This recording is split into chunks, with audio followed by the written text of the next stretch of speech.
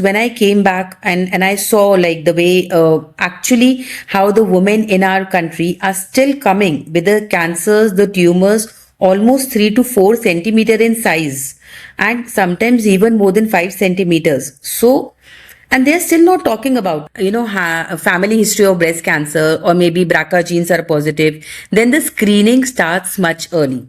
So that really helps, because most of the time we radiologists are the first one who are actually disclosing to the patients and when their early screenings are done.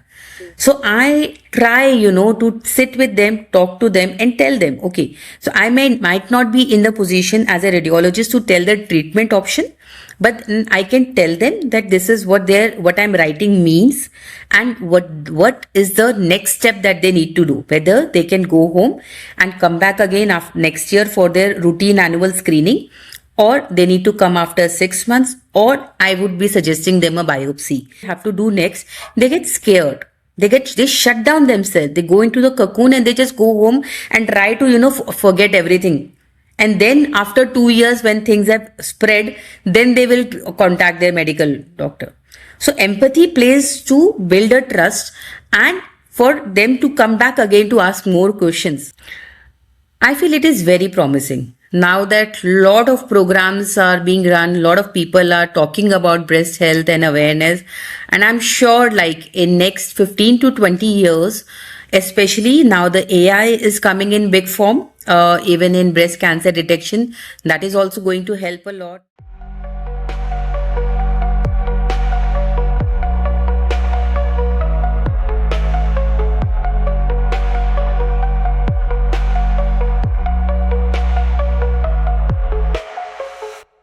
Hi, and welcome to Soul Velocity. I am Snehal Singh, your host, and I'm excited to take you on this incredible journey where we tap into the wisdom of entrepreneurs, authors, and creative visionaries, people who are transforming the world in ways we cannot even imagine. As the name suggests, Soul Velocity is all about finding that pivotal direction for your soul, mind, and body. A place where deep, real conversations ignite the fire to keep you moving forward. Right now, I'm thrilled to bring you a special series called as Voices and Verses, 100 Authors and Countless Stories. This series is all about celebrating the writing world, connecting with authors, publishers, marketers, entrepreneurs, screenwriters, playwrights, and filmmakers who are shaping the stories that inspire us all. Through these conversations, my goal is to encourage aspiring writers, support seasoned authors, and spark new ideas that can inspire you to take you on your own creative journey to the next level. Whether you're here to learn, connect, or simply just enjoy some amazing stories, you are in the right place. Let's dive in together. Welcome to Soul Velocity, a space where stories move before strategies and voices carry truth before titles. Here we explore journeys of change, the moments that shape us, challenge us, and quietly redefine who we become. These are conversations about purpose, courage, learning, and alignment, shared by people who are not just creating impact but actually living it. So let's begin. In this series, we are in conversation with authors of Voices of Change, individuals whose journeys reflect courage, purpose, and lived transformation. Each episode explores the story behind the chapter and the individual, and the voice behind the change. So let's begin our conversation today. The calm behind the diagnosis. Some voices of change work quietly behind machines, scans, and reports, yet their impact can alter the course of life. Today on Soul Velocity, I'm in conversation with Dr. Namrata Singhal Sawant, a breast consultant radiologist whose work sits at the powerful intersection of early detection, prevention, and women's health advocacy. So this conversation is going to be about care that begins long before diagnosis. So first of all, Dr. Namrata, thank you so much for being here, being in this conversation with us, and I look forward to unfolding how this journey is going to go. So welcome. And let's begin if you're ready. Yes, yes. Thank you so much, Snehal, for inviting me. I am super excited and I just love how the way you have already introduced it. It's a bang on beginning. I'm sure it's going to be a wonderful podcast today. Thank you. And I'm going to just dive into the conversation right away, okay? Sure. And so, what drew you specifically to breast and women's imaging? So, well, this started when I was just, say, 10 years old. I was just a little girl, and it was my grandmother. So, she was the one who was diagnosed with breast cancer. And being such a young girl, and I saw her succumb to death because of breast cancer. So that's when somehow some things changed, and I decided what I wanted to do with my life back then. And many years forward, here I am. I had decided I wanted to do something about breast cancer, about women, and about cancer care. I wanted to bring about the awareness. And by God's grace, here I am, living my life through what I decided as a 10 years old girl. Somewhere you have told me that moment, early in your career that made you realize how deep, this means to you. Yeah. Uh, and I do have kind of a personal connect, especially with, when you're talking about breast or breast cancers, to be very honest, because I was able to witness it as one of a family member going through that journey when I was just in eighth grade. I think seventh grade or eighth grade. Okay. And I think that's too young to even understand the concept of what is really happening. What does, Absolutely. chemo really mean, and what everything else that changes in their life after that. So, kind of, I'll probably deep dive into certain conversations here. But before I go there, okay, how did your advanced training in US shape the way you see the breast healthcare, especially in India? So, Snehal, in US, what I've seen is, breast cancer awareness and the screening protocols are more like, dental checkups.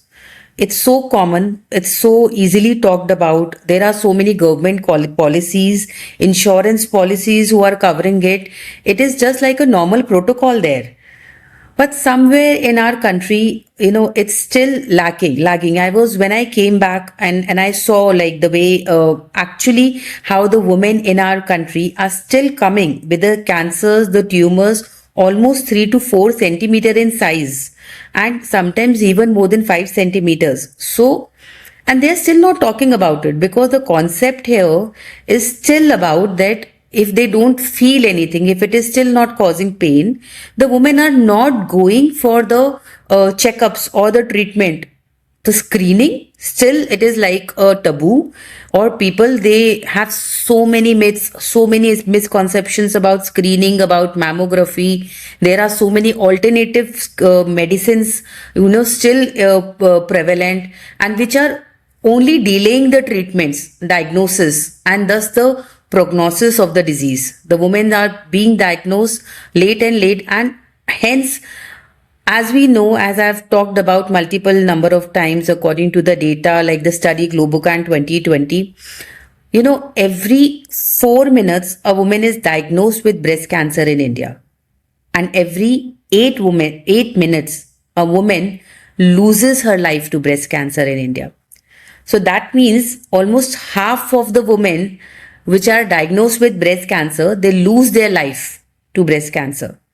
That is the completely opposite scenario as we see in US, where the tumor is diagnosed even at stage 0 in most of the cases. That is all because of the screening protocols and awareness. And this is what we want to bring about the change in India. I actually had goosebumps as you were talking about 4 minutes and 8 minutes, a very, Yeah, very short window that we're talking about. true, true. And I don't think that that is a similar ratio for the diseases that we're actually talking about, the chronic diseases like diabetes or BP, which we say is highly impacting. These numbers seem very, very, very strong. And, Namrata, you have been a very strong advocate of preventive healthcare. Okay. Yeah. Um, what do you think? Why do you think this fear keeps us women away from screenings? Is it just the awareness, or is it more than that? So, Snehal, more than just the awareness, I feel it's a fear of the unknown. You know, not only the ladies, we all as a human tendency, the most important question which comes if I get my testing done, even any preventive health checkup, what if something comes up? My life is all right, I am doing fine. If I get an annual health checkup done, unnecessarily I'm adding stress. So this is the concept still in most of the women, in most of the Indian women especially, and that is why we avoid it. So that's the biggest fear. What if? That's the fear which goes. And apart from that, there are a lot of misconceptions like, pain. I think because especially when I talk about breast, so the most important screening protocol is which we have to go is mammography. And when we say mammography, the women are afraid about mammography because of all the stories that they have heard about the pain. So they don't want to undergo mammography because of that. So those two fear, that means the fear of the unknown and the fear of the pain because of the mammography are, I think, the most biggest factor which are avoiding them to go for screenings. So I'm just going to go ahead and ask this. So on an average, okay, how long, like how much time does it take to get one mammogram done? So if we talk it in minutes, like I know an MRI scan, for example, takes 15 minutes. Then once I'm in for the test, Yeah. how much time does a mammogram take? 5 minutes. Okay. And That's the it. reason I'm Yeah, yeah, asking yeah. this is Yes, because yes. it does have a follow-up, okay? Yeah, yeah, yeah. It takes So, 5 minutes of pain. yeah. No, What no. is finding it early really change medically, emotionally? Yeah. So I will just expand the first point again that, 5 minutes. Why I'm saying 5 minutes is when the actually the pain is happening. So even the pain is not for 5 minutes. First of all, it is not pain. Okay. Now the machines are advanced so much that the new digital machines, there is only compression of the breast. So you will feel pressure. Okay. It is not pinching away your breast away from the chest wall. That is a lot of change. See, if your breasts are you are in a painful situation, the breasts are already paining, even an ultrasound is going to pain. Even a clinical examination is going to pain. So obviously when you're going to put a little pressure, it is going to pain. So it is not the problem of the mammogram. First. Secondly, when I say 5 minutes, I told you 5 minutes can be when the actual, your breast is inside the machine. Okay. But the compression part is for few seconds for each breast. Okay. So actually when we are pressing the breast, it's hardly for say 2 to 3 seconds. We are just pushing, and when the switch, it's hardly a matter of seconds, when it is actually compressing and it quickly goes away. So do not be scared that 5 to 10 minutes is entirely when you are in that room. And coming to the next part of the question, that early detection. Finding it early, yeah. Yeah, yeah. When I we think that find. is everything, right? It is medical, and it is also about the emotional journey or the mental, journey that somebody goes through. Yes. So how does finding it early change that? So I will tell you an example of my lady, like a patient which I diagnosed it, like today only she came to me. I had done her mammogram in November 25 recently. Okay. And she had come to me for a routine screening. Okay. And she was actually a medico working in a hospital, and she was age of 45. She had never gotten mammogram done today. Finally, she found the strength. And during her screening mammogram, we found a very subtle microcalcifications, and there was nothing else. No lump, no pain, nothing. Okay. And the findings were very, very subtle. So we suspected, it could be low possibility with a low suspicion. It could be a chance of stage 0 malignancy. Okay. We need to do further tests for it. We had suggested biopsy. And now today is 20th of January. She had come to me after almost 3 months, and she was so happy. She wanted to just thank me. She said that, doctor, because I convinced her, we got the biopsy done. It was detected at stage 0. She did not have to undergo her mastectomy. the lump, it was confirmed to be DCIS, which is a condition called stage 0 of breast cancer. So it was detected at that stage, only like a, normal, how you have any other lump in the body. So that tight, it can, only that part was removed. The entire breast was saved. She did not need any chemotherapy in her case. The radiation treatment was also very short term, and she was just living her normal life. So medically, she was at a much, higher position to make the decisions. Emotionally, when you ask me, of course, like, she could continue her daily routine. Like when it is diagnosed at a later stage, so what happens is you are not, obviously, you have to go according to the medical treatment, the chemo, and everything. But when it is at the early stage, you are carrying on with your routine activities, your work life, you're taking care of family things, and you're emotionally much strong because you can treat that disease as any other disease in the body. So emotionally also, it made a huge difference diagnosing it, like in early stages. She was really happy. So, this question, when you asked me, it happened today. And I was very happy for that lady, we could, so that every day, if one lady also, they make that difference, it, makes my journey worthwhile. Absolutely. As you were narrating as well, and I'm kind of visualizing and picturizing, I can see how if I know it early, it is so much more like, okay, just one more thing, one Yeah. tweak in my schedule, and rest of the life still runs Yeah. well. Okay. And we do that even if we have to move from a regular life to a fitness journey, for example. Ki, Absolutely. let's go on for a walk from tomorrow. We're still making that one tweak, right? Yeah. And it does come down to that versus realizing that I don't have much in my control here and I have to surrender to the medical suggestions and then shift my life. Yes, So, absolutely. that is a huge trajectory of emotions that one can go through. Okay?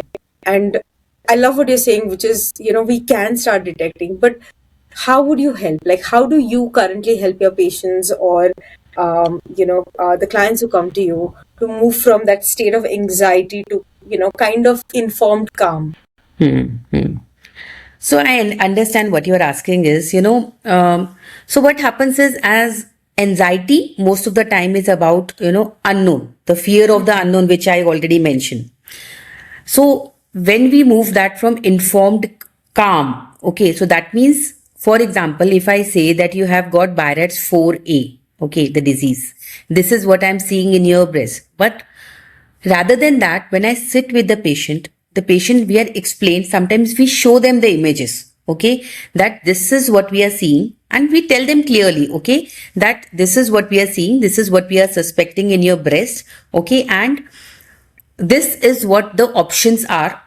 Differential diagnosis, that there are 50% chances it could be a benign thing, it could be something normal, or maybe sometimes if I suggesting the biopsy, then also there are 8 out of 10, their chances are there that it will be a normal thing, that it might turn out to be benign. But in out of 10, there are 2 cases, it might turn out to be malignant. So I'm suggesting you biopsy because I want you to understand that even if I catch that 2 cases out of 10, or maybe even 1 case out of 10, so that is what we are aiming at, because that then the patient is, at a position of taking a decision, that the patient is aware that what is going on with their medical treatment. The patient is able to decide, okay, that, no, it is not something which is urgent. That, okay, if they, on the contrary, if I tell them, there is something you just have to do biopsy for. Okay, so here what I'm telling is, I'm telling everything. Even if I do your biopsy, okay, it might turn out to be benign. There are high chances, but if you do it today, you might diagnose it early. And this was the possibility. Even if you don't do it for 6 months, it's not going to change much. It's not going to spread throughout your body, but it's going to make your prognosis a little worse. So we are telling them, and we are including them in taking the decision about their management. So that, gives them a sense of control. How it gives them a sense of control to the children. The same here's for the human mind. We tell them and we let them take the decision about their medical care, that they have an option of delaying it. It's not a hurry. But these are the advantages. Interesting. I think knowledge makes things a lot more easier, because when I know, Yeah. as we are moving towards awareness, it is very natural and effortless, okay, to make decisions, to take that step, and so on, right? Now, again, you have been involved in community screening initiatives like Find It Early, Fight It Early. So, Yeah. what has working at the grassroots levels really taught you? So, at the grassroots level, what I have seen most of the times is that, we think that the awareness exists. We think that, everywhere this pink October and people are still talking about breast cancer so much.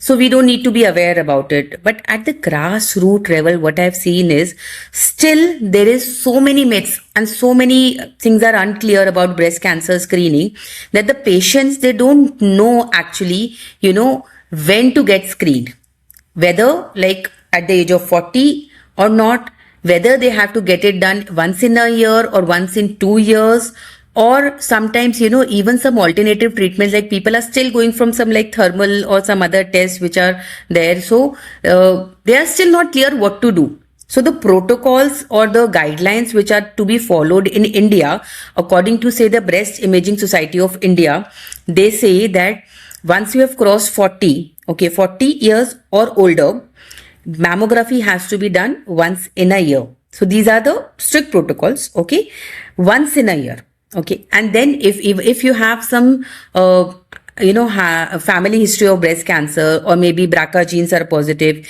then the screening starts much early. So these kind of awareness is still lacking at the grassroots level.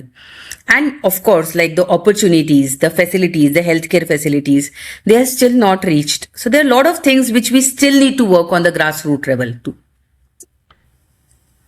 Because you have already worked a lot at grassroots level, if you have to say, Snehal, I see these as the gaps. Okay, so what gaps do you still see, especially if you're focusing only on, say, breast health awareness in India?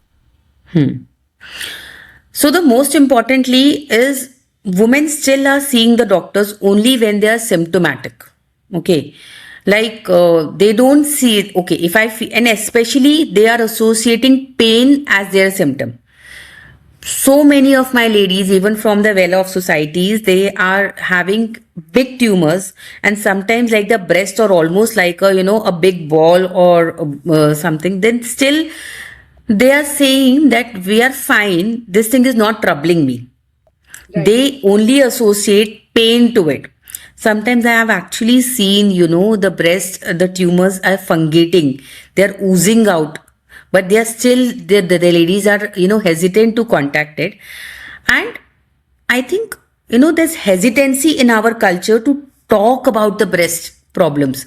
That silence is, that hesitancy, especially about the breast, is still there. The ladies don't want to talk. Do you? So I know I'm going to go a little, and old school of thought here, and forgive me for this question, but I'm just curious to know, do you see that as a difference when it comes to rural versus urban, or it is something that is just there? About the silence? Yeah, as in choosing not to speak, or choosing not to express. So yes, I would, it's a very important question what you are asking, because yes, we have seen these hesitancy definitely more in the rural areas because of the obvious reasons. But what surprised me throughout my journey was, even in doctors' families, even in well-off family, even in educated families, because of our culture, because of the hesitancy, there are still ladies who can afford it, who can talk about it. Like, but the ladies are not talking. Okay. Like sometimes, even if we consider like male doctors, even my husband would never have discussed about with her mother, okay, whether she's getting her mammogram done or not. Like, so now that we are starting that culture, So then we urge men to talk about it, to start these conversations at the dining table, whether every annual checkups are done or not. So yes, it is there at both the levels, and this needs to be taken care of. So you kind of answered, what I was going to ask you next, but very like in one of the very latest episodes that I have done, uh, we have somebody from Pune itself who has done a lot of awareness when it comes to, feeding the child and breastfeeding and being open and public about it.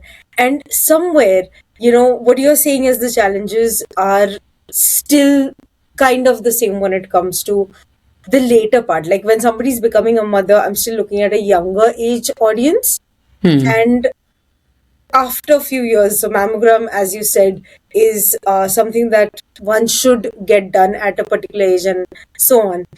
That age gap still has not brought in that wisdom of being open about, or still finding this as a very much as a stigma to talk about. So one, you again said that it has to be a conversation. Are there any other things where you feel we can make these conversations more normal, more accessible, more stigma free? Yeah. So what I urge is, we need to normalize these conversations everywhere, whether it is school, colleges, workplaces, our home, our dining table.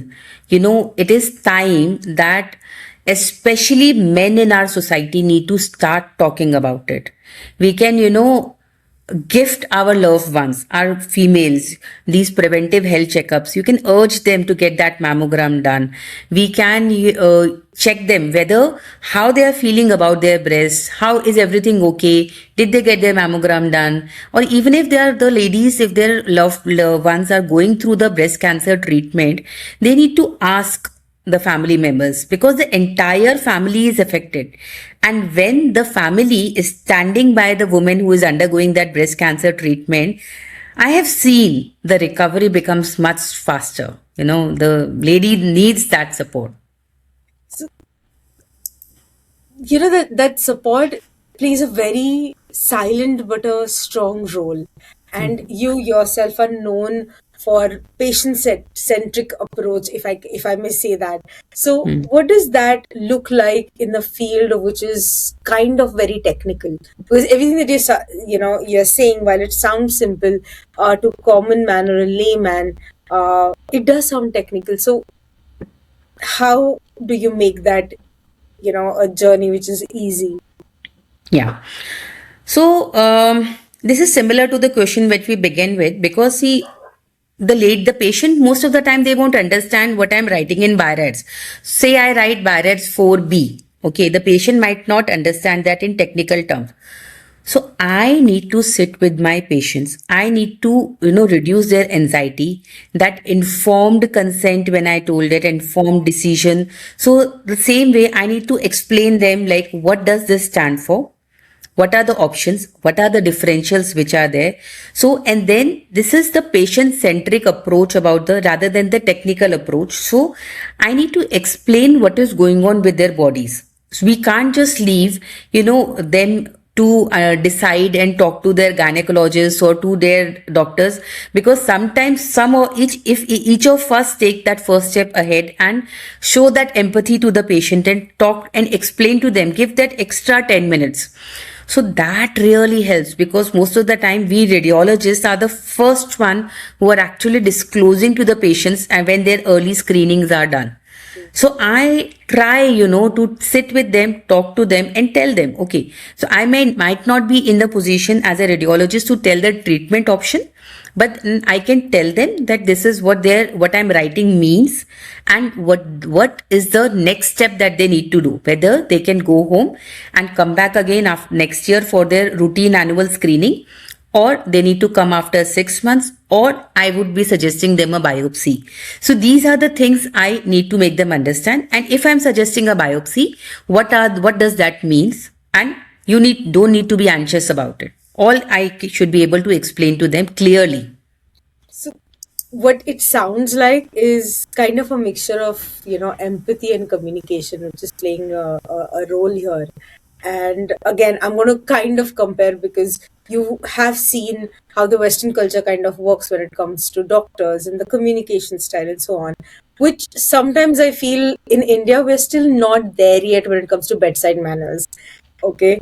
And I totally as agree. your approach is that, how do Yeah. you think, like, how does empathy and communication influence the healing journey or building that trust journey? What is your take? Snehal, it matters a lot. I have seen so many times the patients are because they are scared to come to coming to a diagnostic center to get that screening done. It is a big step. So we have to make sure, like as you are saying perfectly right, the approach in the West, we have to learn from them. So that is what we do. Whenever I see a patient, I make sure I wish them, okay, I might be in a sad mood, I might be having my menstrual pains, but I make sure I talk to the patient and say, hello, how are you today? That eases them.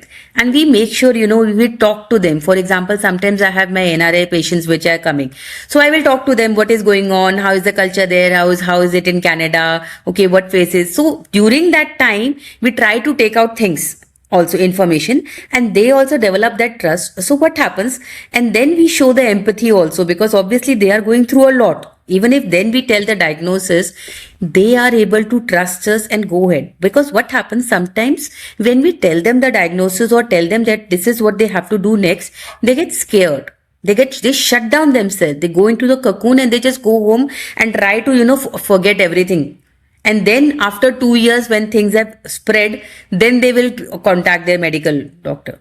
So empathy plays to build a trust and for them to come back again to ask more questions and go for the treatment next step.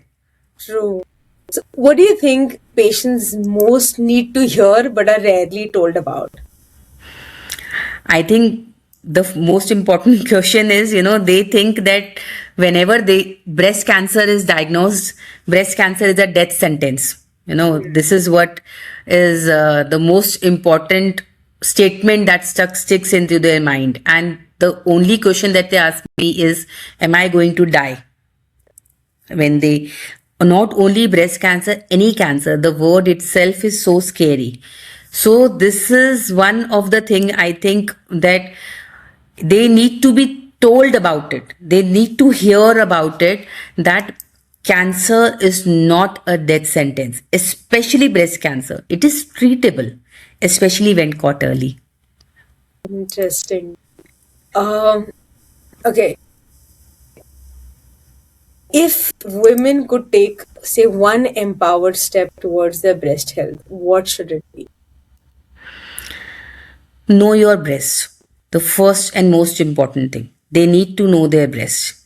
See, we need to get that monthly self breast examination done. According to the guidelines in India, stand in front of the mirror, look at your breast, raise your hands, then again look at your breast, see if there is any nipple discharge, how are your both nipples looking, are your both breasts of the same size, because sometimes naturally also one of your breasts may be smaller than the other.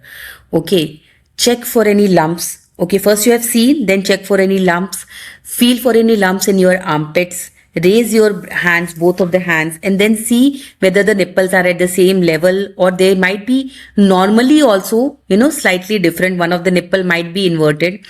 So once in a month, just do these basic tests. No, self breast examination. Lie down again and then do it. You can do this in shower. Use a little foam of soap in your hand, and then also do and just roll your hands, fingers on your breast and see. So the most important gift they can give themselves is, know your breast. I think it sounds very simple, Yeah.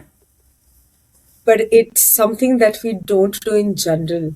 We have not paid attention to our bodies unless there is a need for it, and therefore a monthly reminder is definitely needed. Uh, Namrata, how do you envision the future of, say, preventive breast care in India? I know what it looks like right now, and you've said and you've spoken about it, but how do you envision it?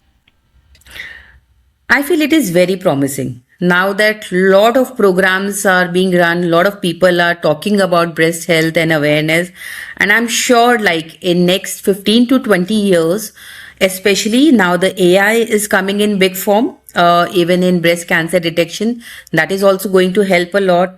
The government policies, the insurance policies, I'm sure with the rising cancer incidence, cancer cases in India, they would also, include the screening protocols in them, and with the treatment options also. Now, a lot of research are being done, and especially for the genetic, if the genes are positive, like BRCA genes and all, the targeted therapies are also improving a lot. So the treatments are going to be much better. So the outcomes, the prognosis are definitely going to improve. I have strong hopes.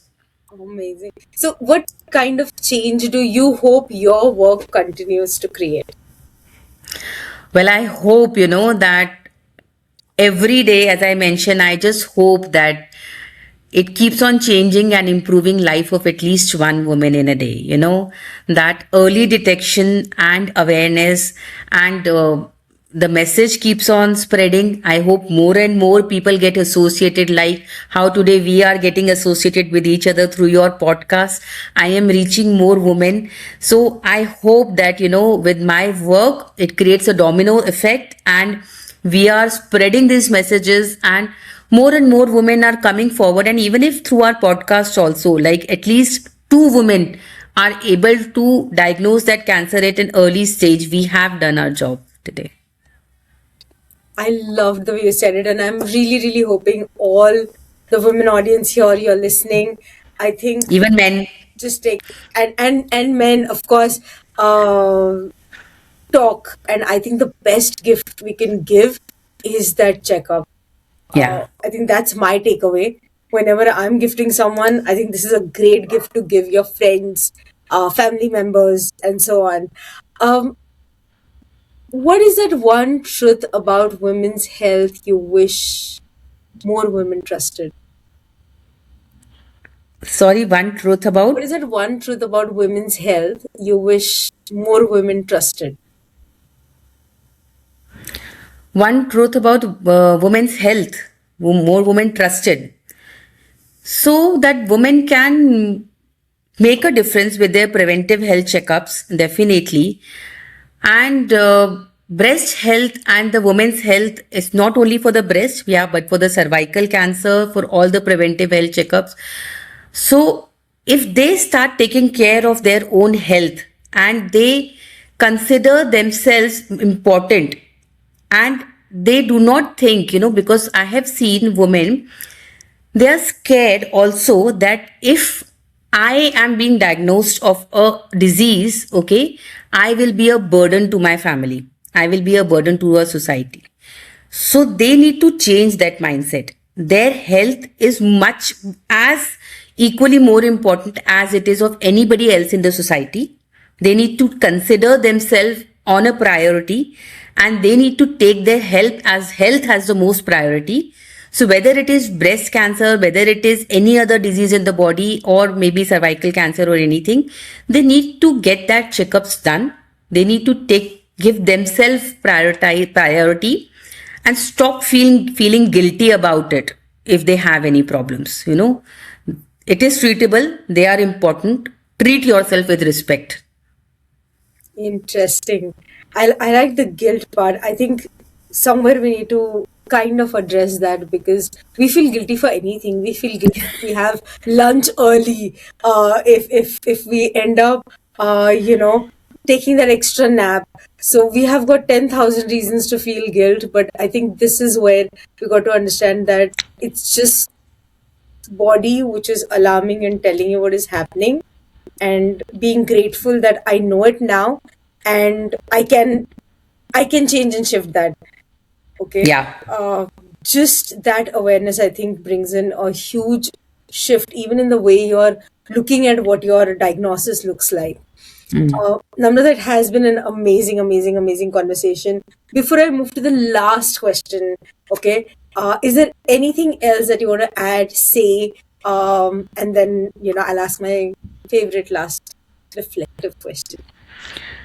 So one thing which I would like to say is the most common myth about breast cancer which is being prevailing, because with this podcast I want to tell all the women that most of them think if I'm not smoking, if I'm not doing anything, or most importantly, if I don't have any breast cancer in my family, I am not going to have it. Okay. And that is many a times the reason that things are delayed. I'm talking about screening. I'm not talking about once they have already felt the lump. Okay. This is one of the reason that the patients are avoiding getting themselves screened. So I want to tell them that 70 to 80% of the patients who are diagnosed with a breast cancer are de novo. That means they do not have any family history. Many of them do not have any risk factors like smoking or alcohol or anything like, but still they are getting it. And that is the reason in our country or in foreign countries also, these screening guidelines are there, because there is not one thing that, okay, if you're doing this, you will get it. For example, if he says you're smoking, then you will get lung cancer. Okay. But with breast cancer, we don't have anything like confirmatory. We have a lot of risk factors, but even if you don't have those risk factors, you can get breast cancer. So that is why many of my ladies, many of my patients, they ask me this question, doctor, I'm not doing anything. I don't have any family history. I'm doing everything right, but I must be doing something wrong that I got breast cancer. So I have to sit with them. I have to tell them, first take out this guilt from your mind. You have not done anything wrong. And 70 to 80% of their patients in their families, like they are the first one. They don't have any family relatives that who are getting it. So that is why it is important. That is why the screening guidelines have come into place. That is why we need to do this screening. Even if you don't have any symptoms, after the age of 40, every year we have to do the screenings. Okay. So this is one myth, one important message which I want to send, that please get that screening done. Even if you don't have any family history, or if you don't have pain, no lumps, nothing, that is what is called screening. Once you have these symptoms, then we call it a diagnostic test. Once you do not have anything, that is why we call it screening. That is why all these protocols come. People, they confuse that mammogram is to be done after 40. That means if I have a lump also, then also I will not do it at the age of 38. No, it is not like that. These are all screening guidelines when you don't have anything. Interesting. And I wish that this is one myth that disappears, because some, like breast cancer we're talking about, they don't have to have a valid reason, like you said, that I smoke, or I drink, or I am doing unhealthy things. So, Yes. and I think that is an eye opener and a great takeaway, guys. Stop putting ourselves into boxes, and can we just treat ourselves as women who have an amazing body, and it needs to be taken care of, and to take care the way we do our rituals every month, which is about basic getting your parlor things done. Can we add this is one of the rituals to be done once in a month, just for your own self? Admire your own self, admire your own body, go ahead, do that checkup. And then, of course, if you are above 40, get your screenings done. As Namrata very specifically mentioned, screening and diagnostic, there is a difference. Let's be aware, let's be educated about it, and act from the space of knowing. And I think that would change the way you, as well as the next generations, also look at and talk about our own bodies with ease, with no effort, and without any guilt. So thank you, Namrata, for this time that you have given me.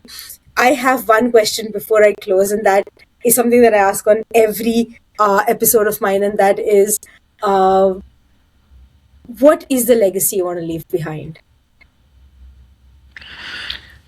I want to leave a legacy where this is to be the preventive healthcare will be carried on even after I have left.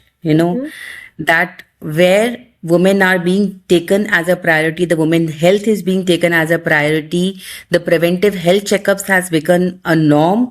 Like that is why we are doing all these awareness programs with the help of TEDx, with the help of the book that we have written, with the help of these podcasts. And there are a lot of other awareness programs that we are running through, that as I mentioned, it will start a dominoes effect, and more and as we envisioned our future in India, it will become a norm, and where the entire healthcare systems, the government guidelines, the insurance guidelines will change, and this will become a norm soon in India with the little efforts that we people like you and me are putting in our daily life. Lot of my friends are doing this. I know that, but slowly in next 15 to 20 years, I'm sure this is going to change. And one more thing, which I, when you asked me about the previous question, I want to, mention one small, very good line, which my friend, one of my patients, she told me.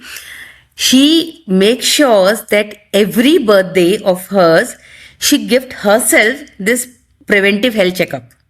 So this is one more thing that she says that on her birthday she comes. In fact, the first time when she came to me on her birthday to get that mammogram done, I told her, you go home, you come to me, you celebrate your birthday and come. She said, no, I am giving myself this birthday gift of health. And so this is a way for her to give her a reminder that every year she does it, and she is taking care of her body. She says, my body is the one, so which I'm celebrating. So I make sure I'm taking care of my body. So this is one very simple and very nice message, and a lot of people have started doing it, and I really admire this thought. I loved it. I think, one small habit that can make a big difference, and this could be that one habit, every Yeah. year on my birthday, I do this. And what a gift to your own self, right? Yeah. A gift of health, a gift of confidence.